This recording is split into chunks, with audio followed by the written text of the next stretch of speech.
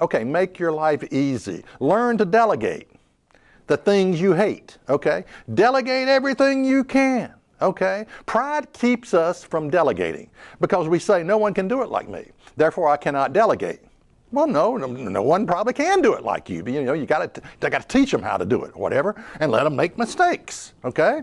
But learn to delegate. Now, you may have someone in your life that has learned the art of delegating, and they're giving you all the things you hate to do.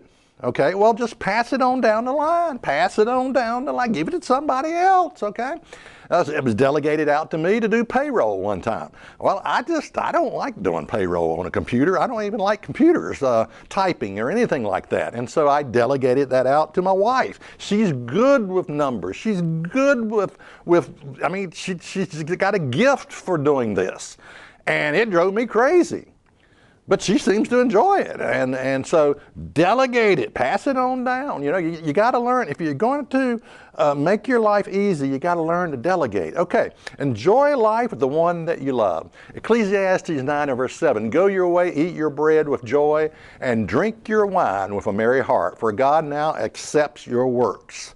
Now this one, okay, drink your wine. There's a lot on YouTube that talks about alcohol. Alcohol, it's the worst thing. Now, maybe alcohol was different back in the Bible days, when Noah got drunk or whatever. But, it's just alcohol. Alcohol is terrible, terrible. Everything about it is terrible. And yet that statement does not jive with the Bible, because the Bible does not condemn alcohol. It condemns drunkenness, but it does not condemn drinking alcohol. Okay, Jesus' first miracle was to turn water into wine.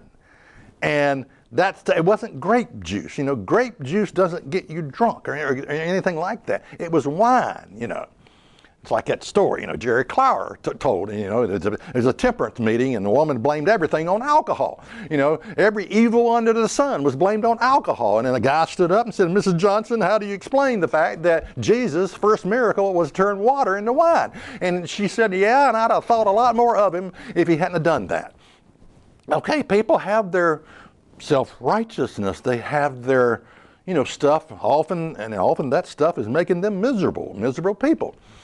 Okay, Ecclesiastes 9 verse 8, let your garment be always white and let your head lack no ointment. Put some cologne on, don't be a stinker. Okay, Ecclesiastes 9 verse 9, live joyfully with the wife whom you love all the days of your life of your vanity, which he has given you under the sun, all the days of your vanity, for that is your portion in this life.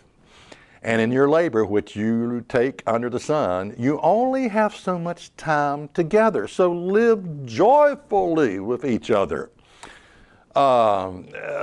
Ecclesiastes 2 and verse 24, there is nothing better for a man. Now, wait a minute. Let's stop right there. There is nothing better for a man that he should eat and drink, and that he should make his soul enjoy good in his labor. This also I saw that it was from the hand of God. Simplify your life.